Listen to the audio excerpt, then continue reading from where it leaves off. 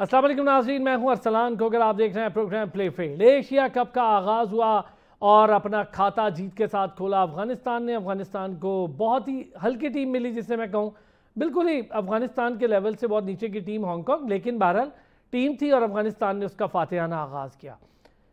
ये तो Asia cup का आगाज़ हुआ। अच्छी चीज़ ये हुई एशिया कप में हमें देखने को मिला, पहला मैच हुआ और 186, बहरहाल छोटी टीम थी तो अफगानिस्तान ने उसको ट्रीट भी वैसा किया। 186 हुआ, बड़ा अच्छा स्कोर हुआ। हालांकि ऊपर, मिडिल और नीचे ये स्कोर हुआ। नबी बहुत अरसे के बाद 33 करने में कामयाब हुए। सादिक अल अतल ने बड़ा अच्छा खेला, वो खेल भी अच्छा रहे हैं, वो हर दूसरे मैच में स्कोर करें। फिर उमर जई, क्लास का ऑलराउंडर है वो लड़का, बड़ी मेहनत कर रहा है। उमर जई ने 50 स्कोर कर दी। यूं जाके 3 बड़े स्कोर लगे तो उनका 186 हो गया। फिर उनकी बॉलिंग हुई और फिर उसके बाद आपने देखा, इस पर भी बात करेंगे। मोहसिन नकवी साहब, मैं उनको फुली क्रेडिट भी देता हूं और एंट्री उनकी बिल्कुल ज़बरदस्त एंट्री हुई। आप वो वीडियो सारों ने देखी भी, हमारी स्क्रीन पर भी चल रही है। जब एंट्री हुई तो एक नया वावेला शुरू हो गया। मोहसिन नकवी साहब को क्रेडिट जाता है, भाई वो पाकिस्तान क्रिकेट बोर्ड के ही चेयरमैन नहीं है, वो ACC के इस वक्त हेड हैं, उसकी सदारत उनके पास है और ये टर्म हमारे पास है। इसी वजह से उनको क्रेडिट जाता है कि उन्होंने एशिया कप का इनेकाद राइट टाइम पर शुरू करा दिया। सूर्या कुमार यादव ने हाथ क्या मिला लिया, वहाँ पर एक नया ही वावेला शुरू हो गया। एक फेक जर्नलिज्म का सबसे बड़ा मंबा गढ़ भारत है।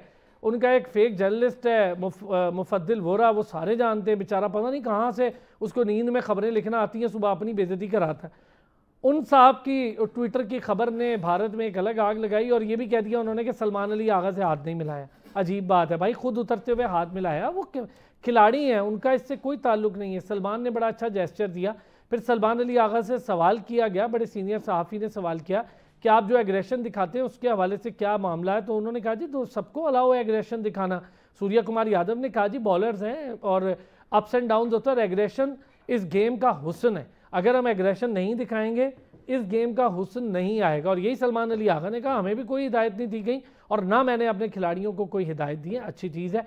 पाकिस्तान का मैच भी होना है, एक छोटी टीम के साथ स्टार्ट है। फिर 14 तारीख को एक बहुत बड़ा मैच इंडिया और पाकिस्तान का मैच है। कई सवालात हैं उसको लेकर, सिलेक्शन को लेकर, इस टीम के मामलात को लेकर। और पाकिस्तान ने फातिहाना आगाज़ करना है इंशाल्लाह से इस टूर्नामेंट का, और ज़्यादा कॉन्फिडेंस के साथ इसलिए जाएगी क्योंकि UAE ट्राई नेशन सीरीज़ में पाकिस्तान ने फतह के झंडे गाड़े और वो सीरीज़ पाकिस्तान के नाम रही। वसीशा ने हमें ज्वाइन किया। वसीशा क्रिकेटर भी हैं, खुद क्रिकेट एक्सपर्ट भी हैं और हमारा रेगुलर हिस्सा भी हैं। साथ ही साथ सैयद हैदर भाई ने हमें ज्वाइन किया। सैयद हैदर भाई सीनियर स्पोर्ट्स जर्नलिस्ट हैं, one of the finest journalist हैं। मैं कहता हूँ जो सीनियर इस वक्त जर्नलिस्ट हैं उनमें से जो 7-8 की लॉट है, हैदर भाई उनमें मौजूद है। बहुत शुक्रिया दोनों हजरात का हमें ज्वाइन किया। हैदर भाई, पहले ज़रा कल के मैच पर बात करने से पहले हम ज़रा जो प्रोपेगेंडा भारत का एक वतीरा बन गया, इस पर बड़ी ज़रूरी है बात करना सर। उधर एक नई खबर चल निकली जी, मोहसिन नकवी से हाथ नहीं मिलाया और सलमान अली आगा से हाथ नहीं मिलाया। जब वो वीडियोज़ आ गई तो वो अपने ही कैप्टन के दुश्मन बन गए। अजीब कौम है, अजीब मीडिया है, समझ से बाहर है मेरी। जो जर्नलिज्म इस वक्त हो रही है यूट्यूबर्स के जरिए, वो उसको मैं जर्नलिज्म नहीं कहता। वो सिर्फ जो है सनसनीखेज खबरें, कुछ ब्रेकिंग्स और कुछ ऐसी बातें करके वो लोगों की तवज्जो हासिल करना चाहते हैं, लेकिन इसमें कोई हकीकत नहीं है। और मैं समझता हूँ कि इस किस्म की हरकतों से आपका अपना ही चेहरा जो है वो सिया हो जाता है, दूसरे पर कोई उसका असर नहीं पड़ता है। अब मोहसिन नकवी साहब, आपने खुद बताया कि एशियन क्रिकेट काउंसिल के चेयरमैन है, तो उनका जो है हाथ मिलाना सबसे जो है वो जाहिर है उनके उसमें कोड में शामिल था। और फिर ये कोड ऑफ एथिक्स भी है, चाहे आपका जिससे अच्छे ताल्लुकात ना भी हो तब भी उससे आप हाथ मिलाते हैं ऐसे मौके पे।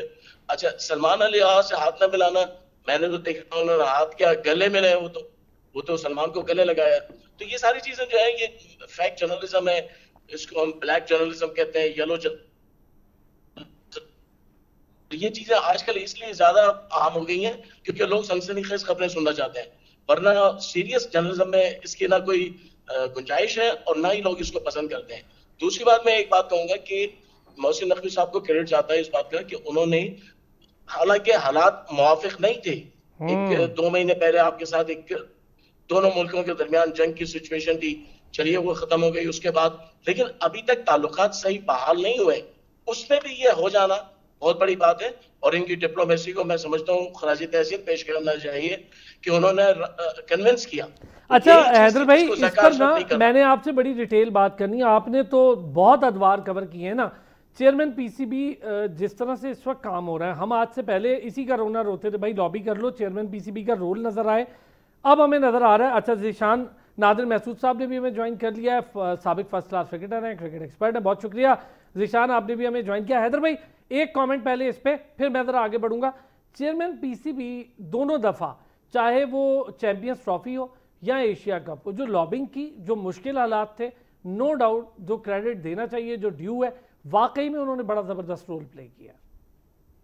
बिल्कुल बिल्कुल सही बात है, उन्होंने बड़ा अच्छा रोल प्ले किया। और देखिए, मैंने अभी कहा ना कि ज़का अशरफ कन्विंस नहीं कर पाए थे इंडिया को, लेकिन मोहसिन नकवी ने इंडिया को कन्विंस किया।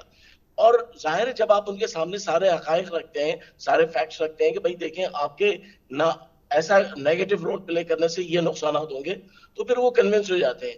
और मोहसिन नकवी में एक अच्छी एबिलिटी है कि वो रैश नहीं होते हैं, वो परेशान नहीं होते हैं। तो आजकल की जो पॉलिटिक्स है, क्रिकेट पॉलिटिक्स, उसमें ये सबसे अहम चीज है। तो मैं समझता हूँ कि पीसीबी का और मोहसिन नकवी साहब का जो रोल है इस वक्त वो बड़ा पॉजिटिव है, and it should be continue, ऐसा चलता रहे।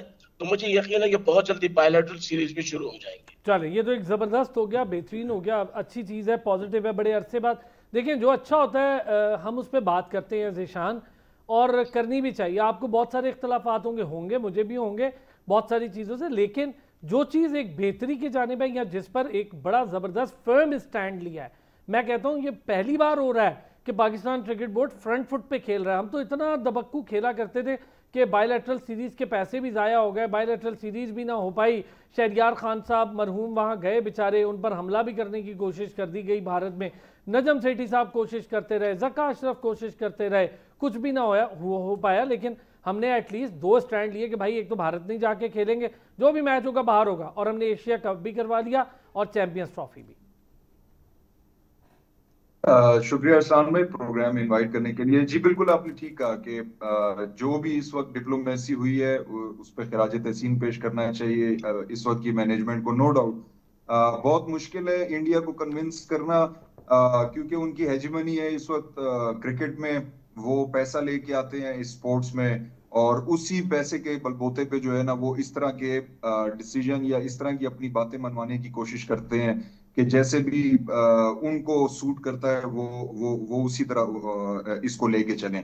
लेकिन इस वक्त जो हैदर भाई ने बात की कि हमारा ये पिछला जो एक थोड़ा जंग का माहौल बना हुआ था, उसके बाद इस तरह कम बैक करना पाकिस्तान क्रिकेट बोर्ड का कि उनको जो है वो घुटने टेकने पे मजबूर करना कि ये इवेंट जो है वो लाजमी, क्योंकि आपको पता है कि वो आईसीसी का इवेंट खेलने के लिए तैयार नहीं होते, जबकि ये तो एसीसी है, एशियन क्रिकेट काउंसिल का है। तो यहाँ पे तो बिल्कुल मुबारकबाद के मुस्तहिक है पाकिस्तान क्रिकेट बोर्ड और उनकी मैनेजमेंट कि उन्होंने जो है एशियन कप के लिए जो है वो इंडिया को मजबूर किया और वो इस टूर्नामेंट में हिस्सा लेने के लिए मजबूर हुए।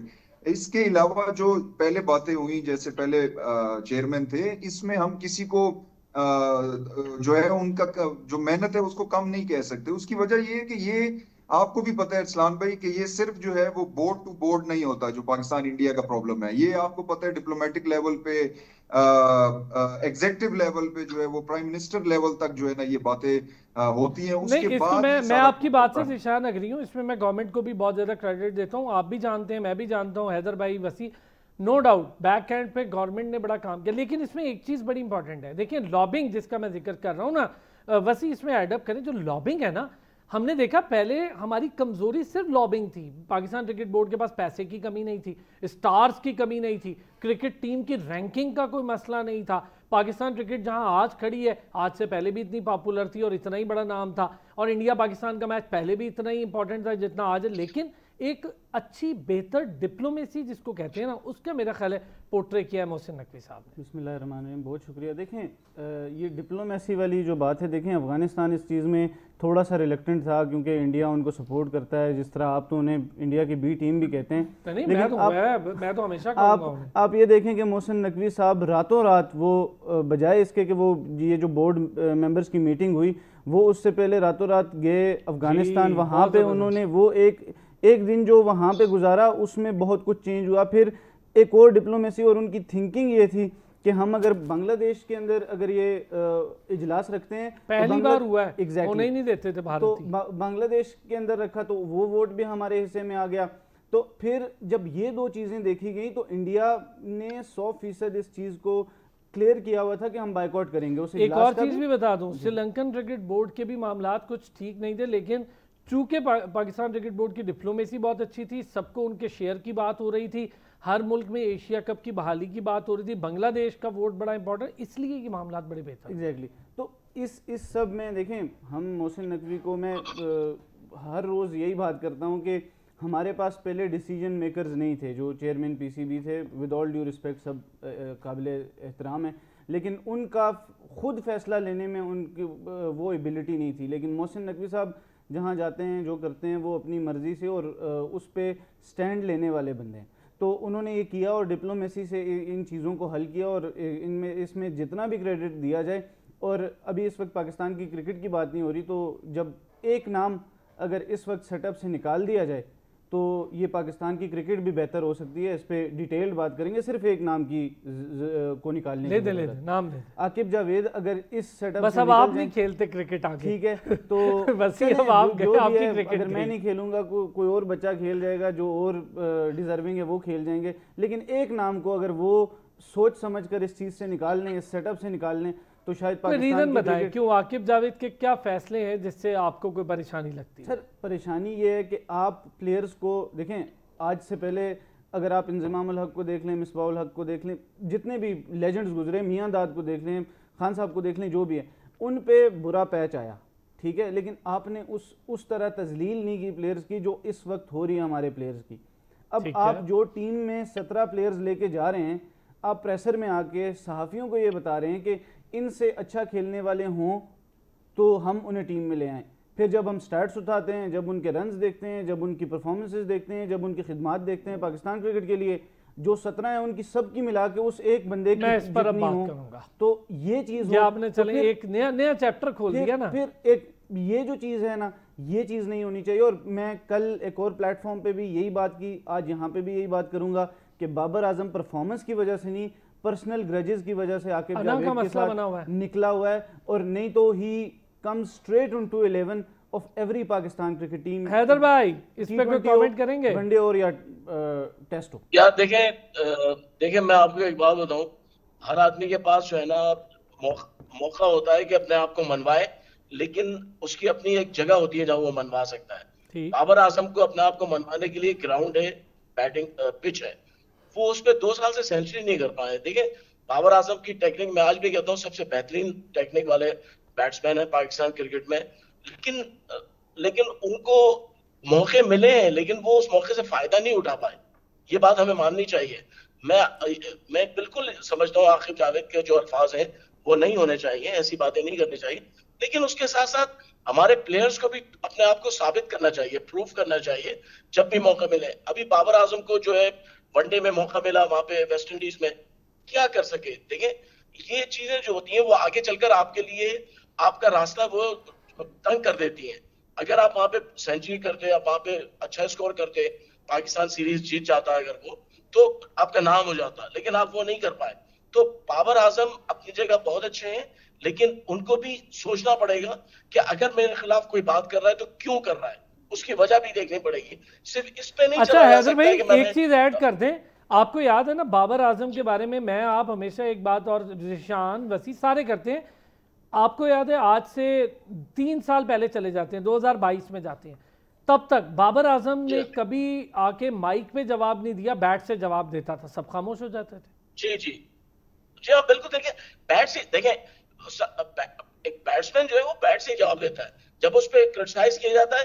देखिए मैं आपको मिसाल देता हूं, पाकिस्तान का लेजेंड क्रिकेटर है यूनुस खान, वो कभी बोलता नहीं था, जब उस पर क्रिटिसाइज होती थी वो ग्राउंड में सेंचुरी करके जवाब देता था।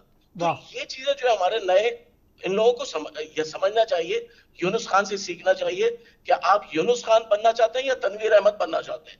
तनवीर अहमद की परफॉर्मेंस कुछ नहीं है, लेकिन बातें बड़ी बड़े दावे हैं, बातें बहुत बड़ी है। जिशाद तो ये बाबर आजम, जी हैदर भाई, बाबर आजम जो है बेहतरीन बैट्समैन है, मेरे फेवरेट बैट्समैन है, टेक्निक उनकी बड़ी जबरदस्त है, उनके पास सारे शॉट्स हैं, लेकिन अभी इस बार उनका मेंटल अप्रोच जो है वो उनकी बैटिंग के साथ जो है ना उसमें कहीं पे कोई खराबी है। तो रन्स करेंगे, स्कोर करेंगे, अपने आप वो पाकिस्तान टीम की जरूरत बन जाएंगे। पाकिस्तान टीम को तो बैट्समैन चाहिए, मिडिल ऑर्डर इस वक्त जो है वो परेशान है, लेकिन आप बैटिंग ही नहीं कर पा रहे, क्या करें? अगर आप बैटिंग करेंगे आप इस बार पाकिस्तान के ओपनर भी बन सकते हैं, नंबर 4 भी बन सकते हैं, सब कुछ बन सकते हैं। तो ये बाबर आजम को खुद समझना चाहिए। ठीक हो गया। अच्छा, ये बड़ी मजे की डिबेट शुरू हो गई है, वसी ने पूरी डिबेट टर्न कर दी बड़ी जल्दी, लेकिन चलें इस पर बात करके देखते हैं। वसी का ये मानना है कि जी एक चेंज वो मांग रहे हैं, वो कहते हैं जी एक चेंज बोर्ड के सेटअप में होनी चाहिए जिसमें बहुत ज़्यादा प्लेयर्स हैं जिनको मौका नहीं मिल रहा है। अच्छा, खाली बाबर नहीं है, रिजवान भी उनके साथ ही जुड़े हैं, उनको भी नथी करके बाहर किया गया, और खैर इनकी परफॉर्मेंसेस पे भी बहुत ज़्यादा सवालिया। हाँ, हसीबुल्लाह के साथ, रोहेल नज़ीर के साथ, इरफान नियाजी के साथ और अब्बास आफरीदी के साथ, इन सारों के साथ भी कोई बड़ा मसला है। अच्छा, अब एक का मसला नहीं है ना, ये बहुत सारे नज़रअंदाज हो रहे। सुफियान मुकीम को तब मौका मिला जब कैप्टन ने भी माना ये बात कि सोशल मीडिया का प्रेशर भी बहुत था और विकेट साजगार थी, तो हमने मौका दिया। एक छोटा सा ब्रेक लेते हैं, ब्रेक से वापस आएंगे तो ज़रा इसी बात को मजीद कंटिन्यू भी करेंगे। एक बार फिर खुश आमदीद कहेंगे। वसी कोई इमरजेंसी की वजह से उनको जाना पड़ा। ज़ीशान और सैयद हैदर भाई हमारे साथ मौजूद हैं। अच्छा ज़ीशान, अभी हैदर भाई ने बड़ी डिटेल बात की और मेरा ख्याल है बड़ी बैलेंस, हैदर भाई हमेशा बहुत बैलेंस बात करते हैं माशाल्लाह, लेकिन बड़ी बैलेंस उनकी बात थी कि बाबर आजम की बैटिंग बहुत हाई लेवल अप्रोच, बहुत बड़े प्लेयर हैं, पूरी दुनिया जानती है, ब्रांड बहुत बड़ा है, लेकिन इस वक्त एक ऐसे फेज़ में है जिसमें वो खुद को शायद अपने आप को या अपने किसी ट्रांस से निकल नहीं पा रहे, खुद को इस झमेले से नहीं निकाल पा रहे, इस वजह से टीम से बाहर हैं, या फिर वाकई जो वसी कहकर गए कि आकिब जावेद अना के मामलात और इन चीज़ों की वजह से बाहर हैं। देखें, अरसलान भाई, हैदर भाई ने अच्छी बातें की हैं, लेकिन ये मेरे ख्याल से आकिब जावेद के कानों को अच्छी लग रही होंगी ये बातें। मैं इनसे कोई इख्तिलाफ उस तरह से नहीं करता हूं कि उस बाबर ने स्कोर किए या नहीं किए, वे बिल्कुल नहीं किए, लेकिन उसकी वजह यह है कि पिछली 5 सीरीज में वो T20 में नहीं है, तो वो कहाँ स्कोर करें। वनडे जो है वो सिर्फ 3 वनडे हुए, उसमें 2 वनडे उनको खिलाए, उससे पहले तो वनडे हुए नहीं, तो वो कहाँ पे स्कोर करें। एक बांग्लादेश के तो 2 टेस्ट मैच थे, वहां पे नहीं हुआ उनसे स्कोर, उसके बाद उनको बाहर कर दिया। तो पिछले 1 साल से तो वो टोटल 2 टेस्ट मैच और 2 या 3 T20 खेले में, तो स्कोर कहाँ पे करें वो। प्रॉब्लम ये है कि जो आपने आकिब जावेद की बात की, कि आकिब जावेद का ये प्रॉब्लम है कि वो एक इगोइस्टिक अप्रोच है। वो बॉस बनना चाहते हैं कि जो मुझे आके सलाम करेगा मैं सिर्फ उसी को खिलाऊंगा, मैं और किसी को भी नहीं खिलाऊंगा। अगर कोई अपने आप को बहुत बड़ा प्लेयर भी समझता है तो मैं नहीं मानता उसको। ये उनका प्रॉब्लम है, क्योंकि ये हमने अपने बचपन में ये प्रॉब्लम देखा हुआ है, तो वो अभी तक उनके साथ चल रहा है। मैंने आपको पहले भी एक किस्सा बताया था कि एक दफा वसीम अकरम का कैंप हो रहा था, मैं भी उसमें इन्वाइटेड था। तो जब पहले दिन कैंप खत्म हुआ, पहले दिन की बात कर रहा हूँ, जब पहले दिन का कैंप खत्म हुआ तो वसीम अकरम ने मेरे से पूछा कि बेटा आप कहाँ से आए हो। तो मैंने कहा जी मैं इस्लामाबाद से खेलता हूँ, वहां से आया हूँ। तो उन्होंने कहा आपको यहाँ किसने बुलाया। तो मैं बच्चा था, मेरे से गलती हो गई, मैंने आकिब जावेद की जगह शाहिद असलम का नाम ले दिया, क्योंकि वो फोन पे मुझे शाहिद असलम ने बुलाया था, तो मैंने उनका नाम ले दिया। तो मुझे उस दिन के बाद अगले 9 दिन जो कैंप था, मुझे आकिब जावेद ने कैंप में नहीं आने दिया। ये प्रॉब्लम है, ठीक है। अगर ये ही अप्रोच अभी तक, मतलब हमने कुछ भी नहीं सीखा। मैं आपको एक और मिसाल दे देता हूं कि शाहिद असलम, आकिब जावेद, मुदस्सिर नजर, ये एक ही ग्रुप है, और साथ में वहाब रियाज भी कर लें। मैं अभी कोचिंग के ट्रायल्स हो रहे हैं कि मतलब हमें एज अ कोच एक रीजन में या डिस्ट्रिक्ट में रखने के लिए हमारे ट्रायल लिए जा रहे हैं। यार आप मेरा बैकग्राउंड देखो, मेरे बैकग्राउंड में क्या चल रहा है, मैंने कहाँ क्रिकेट खेली है, मैंने किस को टीम को कोच किया है, उसकी परफॉर्मेंस क्या है। आप वो नहीं देख रहे, मुझे ये देख रहे हैं कि मैं बॉल पकड़ सकता हूं कि नहीं पकड़ सकता। ऑब्वियसली हमारी एक ऐसी एज है कि हम जितनी भी फ्लेक्सिबिलिटी कर सके हम अच्छा, कर ये सकते वैसे हैं। नई बात नहीं है मुझे क्या बात कर रहा हूं, ये नई बात नहीं है, आप भी ट्रायल दे रहे जी मैं ट्रायल दे के आया हूं अभी कोचिंग के। मैं इस्लामाबाद की डिस्ट्रिक्ट को 5 साल से कोच कर रहा हूं, और 3 दफा अंडर 19 और डिस्ट्रिक्ट लेवल पे मैं दूसरे नंबर पे आया हूं 5 टीमों में। वो उन्होंने नहीं देखा।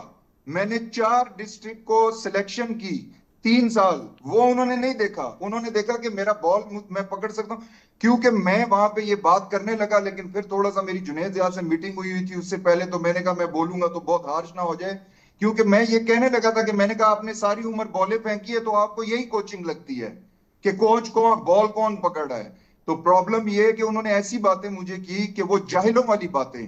तो मैं देखे इनकी अप्रोच, मैंने आपके पिछले प्रोग्राम में एक बात की कि अगर इस बोर्ड में या इस क्रिकेट में कुछ ठीक करना चाहते हैं तो बराए मेहरबानी आप ये अनपढ़ जो खेले हुए क्रिकेटर्स हैं इनसे जान छुड़ाएं और कोई पढ़े लिखे लोग लेके आए कि जिन्होंने कुछ पढ़ा हुआ है, जिनका कोई विजन है, जो आगे दूसरे मुल्कों की क्रिकेट से कुछ चीजें कॉपी करके यहाँ पे इंप्लीमेंट करना चाहते हैं। अगर वो इंप्लीमेंट होंगी तो ये इस तरह के जो लोग हैं ना, इनकी छुट्टी हो जाएगी। प्रॉब्लम ये है सारी। हैदर भाई सुन रहे हैं, एक अच्छे शानदार क्रिकेटर भी हैं, कोचिंग के उनको वो ट्रायल करा रहे कोचिंग के लिए, कमाल नहीं है? ये तो अरसान मैंने पहली दफा सुना है कि कोचेस लगाने के लिए भी ट्रायल्स हो रहे हैं। कोचेस के लिए तो सर्टिफिकेट होते हैं। सही बात है। कौन से लेवल के आप है ना। मुझे लगता है इनको वर्ल्ड कप खिलाने की तैयारी कर रहे हैं हैदर भाई। ये बड़ी नई बात सुनी है मैंने, बिल्कुल नई बात है, क्योंकि लेवल 1, लेवल 2, लेवल 3 के सर्टिफिकेट होते हैं ईसीपी के, वो आपके पास हैं या पीसीपी के, तो आपको जो है कोच वहां पे वो मतलब टेस्ट आप एग्जाम दे चुके हैं, आप पास हो चुके हैं तो आप क्वालिफाइड है। सर असाइनमेंट दी जाती है, कोचेस को असाइनमेंट दे के देखा जाता है। देखिए ना, हमारे पीसीबी में तो हर चीज उल्टी चलती है। हमारे यहाँ तो पीसीबी में हर चीज, हर काम उल्टा चलता है। यहाँ पे जो एनालिस्ट है वो आपको पता है ट्रेनिंग करा रहा होता है। जो कंप्यूटर एनालिस्ट है वो वहां पे आप देख लीजिएगा, अभी टीम ट्रेनिंग कर रहे होगे, वो वहां पे ट्रेनिंग करा रहा होगा। तो हमारे यहाँ तो हर काम उल्टा है। अच्छा, आकिब जावेद का इगोइस्टिक का ये बात बिल्कुल सही है। मैं अभी आकिब जावेद को बहुत पुराना जानता हूँ। आकिब जावेद जब खेलते थे उस वक्त भी इनका बड़ा प्रॉब्लम था, ये माइंड इनका हर वक्त गर्म रहता था। और इस पे मुझे याद है कि रमीज राजा ने एक दफा इनको समझाया भी था कि यार ऐसे आप लंबा नहीं खेल पाएंगे, आप थोड़ा सा अपने आप को फ्लेक्सिबल करें। फिर इनकी लड़ाइयां शुरू हो गई वसीम अकरम से। फिर उन्होंने कहा कि मेरा कैरियर खत्म कर दिया वसीम अकरम ने। तो वसीम अकरम ने कहा था कि मैंने कैरियर खत्म किया है तो तुम ये बता दो कि तुमने मेरे अलावा कहीं और पे क्या किया। सही बात है। डोमेस्टिक में कहीं फर्स्ट कोई आप अपनी परफॉर्मेंस ऐसी दिखाएं। तो आसमान पे थूकने से थूक चेहरे पे ही आता है। अच्छा, दूसरी बात ये है कि बाबर आजम को, असल बात हमारा मौजू है बाबर आजम। हाँ बिल्कुल। बाबर आजम को सही उन्होंने मैचेस नहीं मिले, लेकिन बाबर आजम के लिए एक सर्किट तो पूरा खुला पड़ा है ना, डोमेस्टिक नहीं जाता ना, वहां नहीं जाता, वहां वो जाते ही नहीं। ठीक है ना, आप ये गिला ना करें क्या मुझे सिर्फ नेशनल टीम में ही खिलाए। आप डोमेस्टिक में जाएं, डोमेस्टिक में फर्स्ट क्लास खेलें। अगर आपको यहाँ पे नहीं मिल रहा है आप काउंटी जाके खेलें। आपने तो वहां पे काउंटी भी खेली हुई है, आप जाए काउंटी खेलें, काउंटी में स्कोर करें। भाई शान मसूद टीम में कैसे आया? शान मसूद जो है वो काउंटी से आया, काउंटी में उसने स्कोर किया, यहाँ पे उसको कैप्टन बना दिया, वहां पे कैप्टन था, यहाँ भी कैप्टन बन गया। तो ये चीजें जो है बाबर आजम को, देखिए आप अपने पुराने माजी के ऊपर जो है हमेशा नहीं खेल सकते। आपको पता है कि मोहसिन नकवी साहब ने पर्सनल 1-to-1 मीटिंग की है बाबर आजम के साथ और बाबर आजम को समझाया है। उन्होंने कहा देखो इस तरह लड़ भिड़ के अपना कैरियर खत्म करोगे। और मैं बताऊं मोहसिन नकवी बड़े प्यारे आदमी हैं, वो हमेशा लोगों को आगे बढ़ाते हैं। और एक चीज और है ना हैदर भाई, देखें चेयरमैन ने एक चीज अच्छी की है जो मैं अब इस सेटअप में देख रहा हूँ बड़े अरसे बाद, वो उनका लेना देना ही नहीं है सिलेक्शन से। उन्होंने बंदे रख दिए, अब वो काला कर रहे हैं सफेद कर रहे हैं, ये उनका मसला है, मोहसिन नकवी साहब का नहीं है। वो गैर जरूरी तौर पे कोई क्रिटिसाइज करे तो करे, फिर वो तो गलत बात हो जाएगी। देखिए हमारी क्रिकेट जो है नीचे हमेशा से जा रही है, लेकिन बाबर आजम के पास बड़ा अच्छा चांस था कि वो जो है डोमेस्टिक में अपना को मनवाते, ऊपर आते, खुद ही टीम में लाए जाते। अच्छा, उनका जो एक हमेशा से एक इल्जाम था जो मैं खुद भी लगाता था, वो ओपनर नहीं है, जबरदस्ती के ओपनर बने गए, उनको ओपनिंग नहीं करना चाहिए, वो पावर प्ले यूज नहीं कर पाते। ये बात उन्होंने नहीं मानी, टीम से निकाल दिया गया। देखिए आप जब जिद पर आ जाते हैं फिर आप जो है कुछ नहीं कर पाते हैं, आपको एडजस्ट करना पड़ता है अपने आप को। अगर वो उस वक्त नीचे आ जाते, मिडिल ऑर्डर में खेलते, तो जितने रन वो ओपनिंग में कर रहे थे उतने ही मिडिल ऑर्डर में करके वो टीम में हमेशा रहते। लेकिन ओपनर में जब वो नाकाम हुए तो बिल्कुल टीम से बाहर हो गए। तो ये बहुत, देखिए वो कप्तान थे पाकिस्तान के बाबर आजम, उस वक्त उनको डिसीजन लेना चाहिए अपने लिए। कप्तान का काम ही ये होता है कि वो दूसरों के लिए नहीं अपने लिए भी डिसीजन लेता है कि उसे क्या करना है। हमारे पास बड़े बड़े कप्तान हमारे क्रिकेट में रहे हैं जिन्होंने अपने लिए डिसीजन लिया। सलमान अली आगा ने भी अभी लिया रिसेंट टाइम पे, सलमान अली आगा ने अपनी पोजीशन चेंज की है। देखिए ना, तो ये सारी चीजें जो है वो हमारे सामने भी हैं, बाबर आजम के सामने भी हैं फिर भी मैं ये कहता हूँ अभी भी बाबर आजम यंग है, 33 या 34 के हुए, तो अभी भी उनके पास टाइम है, बड़ी अच्छी 31 के हैं। 30 सॉरी हाँ, वो अभी बहुत हाँ, क्रिकेट है, अभी 8-9 साल बल्कि 10 साल से ऊपर क्रिकेट पड़ी है अगर खेलना चाहें अच्छा, सही से। और मैं आपको एक बात बताऊं, बाबर आजम मुझे मिले थे यहाँ जर्मनी में, हम दोनों ने साथ फ्लाई किया था यहाँ से जर्मनी से पाकिस्तान, तो मेरी बाबर आजम से काफी देर बात हुई। मैं सारी बातें नहीं कर सकता, लेकिन एक बात बाबर आजम ने खुद तस्लीम की कि मुझे एडवाइजर गलत मिले। एक आदमी कह रहा है कि मुझे एडवाइजर गलत मिले, इसका मतलब है कि आप दूसरों की बातों पर जो है वो अमल कर रहे हैं, और यही वजह है कि बाबर आजम जो है बहुत जल्दी, बहुत ही ज्यादा जल्दी ऊपर गए, किंग बने, और किंग जब आप बहुत जल्दी बनते तो धड़ाम से नीचे बहुत डिटेल आपने बात कर दी है। मैं जरा एक ब्रेक लेता हूँ, वापस आता हूँ, जरा इस पर मजीद बात भी करते हैं और एशिया कप पे भी थोड़ी बात करते हैं। एक बार फिर खुश आमदीद कहेंगे। ज़ीशान, बड़ी मेरा ख्याल है हैदर भाई आज सारी वो बातें कर गए जो बड़ा क्रक्स ऑफ द स्टोरी जिसको कहते हैं हम, और बात बिल्कुल ठीक है। मैं बहुत लंबे अरसे से ये बात भी कर रहा हूँ, कुछ करीबी लोगों से भी बात की, मतलब बाबर आजम के बहुत करीबी लोगों से भी बात की। मैंने कहा थोड़ी सराउंडिंग चेंज करें। आप अगर सुबह उठेंगे और सिर्फ अपनी ही सराउंडिंग के 4 लोग हैं जिनको आप हर वक्त सुनते रहेंगे, या वही आपको गार्ड करके फिरते रहेंगे, अगर आप प्रैक्टिस पे जा रहे हैं तो भी वही लोग, बेशक वो आपके भाई हों, आपके घर वाले हों, फादर हों, आपको थोड़ी लिबर्टी चाहिए होती है, थोड़ा एक नया माइंडसेट के लिए कुछ नए टीम चाहिए होती है। वो तो सारी ज़िंदगी यहाँ है, फैमिली आपकी कहीं नहीं जाती, लेकिन थोड़ा सा निकल के भी सोचना चाहिए आपको। अगर हर वक्त आप गार्ड रहेंगे उन्हीं के साथ तो आप नहीं सोच पाएंगे, एक चीज़ से बाहर ही नहीं निकलेंगे। इमामुल हक एक बड़ी अच्छी रिसेंट मिसाल है। इमाम ने बहुत सारी चीज़ें तब्दील की, उनके ऊपर बड़े अजीब अजीब बातों के इल्ज़ाम भी लगे, उन्होंने उसको भी ठीक कर लिया, उन्होंने अपना इमेज भी बेहतर किया, और आज परफॉर्मेंस भी आप देख लें। असलान भाई, आपने मेरे मुंह की बात छीन ली। आपका एक्सपीरियंस है माशाल्लाह, आप खुद भी क्रिकेट खेले हुए, इसलिए ये चीजें आप जज कर लेते हैं। देखिए, जो इन्वायरमेंट होता है आपके इर्द गिर्द वो बहुत ज्यादा इंपॉर्टेंट होता है। अगर मैं हर वक्त खुशामदियों के बीच में रहूंगा तो मुझे अपनी गलत चीज नजर ही नहीं आएगी। मुझे सब अच्छे की रिपोर्ट होगी, ये भी कह रहा है अच्छा नहीं नहीं आपके साथ ज्यादती हो रही है, वो भी कहेगा यार आकिब जावेद आपके साथ ज्यादती कर रहा है, दूसरा आपको कहेगा कि मुदस्सिर नजर आपके साथ ये कर रहा है। तो आपका क्या है कि माइंड हर वक्त नेगेटिव सोच रखेगा। तो जैसे देखें, क्रिकेट हो या कोई भी स्पोर्ट्स हो, ये सब कुछ माइंड से ताल्लुक रखती है। अगर आपकी माइंड में नेगेटिव थॉट्स चल रहे हैं तो आपकी शॉट्स कैसे पॉजिटिव हो सकती हैं? आपका एटीट्यूड ग्राउंड में कैसे पॉजिटिव हो सकता है? कभी भी नहीं हो सकता। बहुत अच्छी बात आपने की कि उनको अपना ये एनवायरनमेंट चेंज करना चाहिए। वो बेशक छुट्टी लेके चले जाएं, दुबई चले जाएं, यूरोप चले जाएं, कोई घूमे फिरें और वापस आके उन लोगों से दूर हो जाएं जिनके साथ आप हैं। और बहुत अच्छी बात हैदर भाई ने की कि आपको जो सबसे कंपेटिटिव क्रिकेट हमें जो समझी जाती है, हालांकि जिस दौर में हम खेलते थे उस दौर में हम काउंटी क्रिकेट को भी कुछ नहीं समझते थे, जितने अच्छे प्लेयर्स थे। ठीक है, मैंने आपको कितनी दफा मिसाल दी कि मैं वावडा की टीम में था और हमारे पास 7 फास्ट बॉलर थे। सही बात। और मैं सबसे तेज था, लेकिन मैं सबसे तेज था और मेरा नंबर 6-7वां होता था कि मैं जब खेलूंगा तो 6-7वां नंबर मेरा होगा। सर पाकिस्तान टीम तो पूरी खेल रही होती थी, क्रिकेट होती थी, पूरी पाकिस्तान तो टीम खेल रही होती थी। जी सॉरी, मैंने कहा पूरी पाकिस्तान टीम, पीआईए और वापडा में तो पूरी पाकिस्तान टीम की भरमार थी, शब्बीर अहमद जैसे बॉलर खेलते थे। जी जी बिल्कुल, आप पीआईए में देखें, वसीम भाई खेले हुए, शोएब मलिक खेले हुए, अली नकवी वगैरह खेले हुए, बहुत से लोग खेले हुए और बहुत अच्छे प्लेयर हैं। और कुछ तो ऐसे हैं जो कभी भी पाकिस्तान को उन्होंने टच ही नहीं किया और उनके जो है 10-10 हजार स्कोर है फर्स्ट क्लास में, क्योंकि कंपेटिटिवनेस इतनी ज्यादा थी। कोई भी अपनी जगह छोड़ने के लिए तैयार नहीं था, तैयार इन द सेंस कि वो परफॉर्म इतना करता था। तो अब भी उनको चाहिए, बाबर आजम को, इवन रिजवान को भी चाहिए कि वो यहां से जाएं और किसी और जगह, जैसे रिजवान अभी सीपीएल खेल रहे हैं। मैंने हमेशा आपको एक ही बात की है कि रिजवान को T20 नहीं खेलनी चाहिए पाकिस्तान की तरफ से। अगर उन्होंने खेलनी है तो वो ये लीग्स खेलें जाके, वहां पे उनका एक्सपीरियंस भी होगा, उनको जो है वो एक्साइटमेंट। अच्छा, फिर काउंटी भी नहीं खेलते ना ज़ीशान?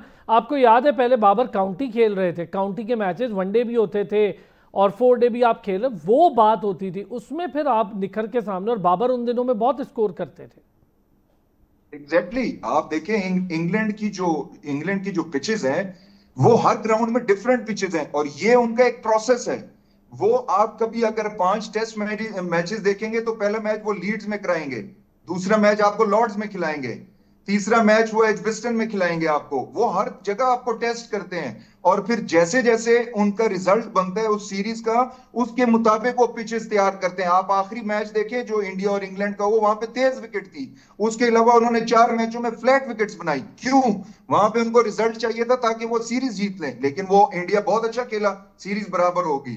तो मैंने आपसे एक दिन पहले भी एक प्रोग्राम में बात की कि जो बेंगलोर में इंडिया की एकेडमी है, वहां पे 95 पिचेस हैं डिफरेंट किस्म की। देखें 95 पिचेस, आपके पूरे पाकिस्तान में स्टेडियम मिला के भी इतनी पिचेस नहीं है, उनकी सिर्फ एक एकेडमी में है।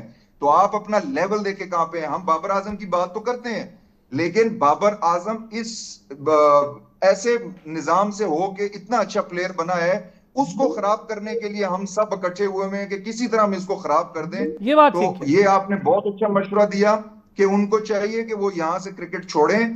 डोमेस्टिक का कोई हाल नहीं है पाकिस्तान में, मैं तो कहता हूं इस वक्त खेलनी भी नहीं चाहिए उनको डोमेस्टिक। ये मैं आपको बहुत ही सिंसियर मशवरा लेकिन बता रहा हूं। काउंटी खेले वो ना, यहाँ अब पे उन्हें जाएं बिग और बैश जाके का मौका इंग्लैंड में मिल रहा अपनी है, क्रिकेट खेलें। जिशान बिग बैश का भी मौका मिल रहा है, वहां भी खेलें, काउंटी भी खेलें, जरा मजा आए, पता चले कॉम्पिटिटिव क्रिकेट खेल रहे हैं। और इतनी फास्ट पिचेस पे खेलेंगे और जो बहुत पुराने मामलात हैं उनके दोबारा रिवाइव होंगे। ठीक, मुझे याद है भाई, यही बाबर आजम है जिसने अनटचेबल बॉलर डेल स्टेन, इतनी डेंजरस बॉलिंग कर रहे थे डेल स्टेन, और हफीज़ का तो मजाक ही बना लिया था उन्होंने वहाँ पर। उन्होंने उसकी उस खतरनाक बॉल के बाद 4 चौके मारे, डेल स्टेन हिल गए, उनको कैप्टन ने हटा दिया बॉलिंग से। बाद में उनसे पूछा, उन्होंने कहा मैं एक्सपेक्ट नहीं कर रहा था कि इतना बड़ा प्लेयर मेरे सामने खड़ा है। ये बहुत बड़ी बात है। हैदर भाई, आवाज़ आ रही है आपको? अच्छा हैदर भाई, अब जरा बात करते हैं, हम एशिया कप है, स्टार्ट हो गया, अच्छा मैच हुआ कल के मैच पे कमेंट करें। वैसे तो खैर इतना कमेंट वाला मैच नहीं था, हांगकांग और अफगानिस्तान का कोई जोड़ नहीं था, लेकिन पाकिस्तान उतरेगा 2 स्पिनर्स के साथ, या फिर पाकिस्तान वही पुरानी रिवायत करेगा? क्योंकि कैप्टन ने, मुझे ये चीज़ अच्छी नहीं लगी कि कैप्टन को बोलना नहीं चाहिए था कि जी सोशल मीडिया तो बड़े अरसे से कह ही रहा था, हमने पिच देख के फिर डाल दी। इसका मतलब है आप सोशल मीडिया का इन्फ्लुएंस भी ले गए।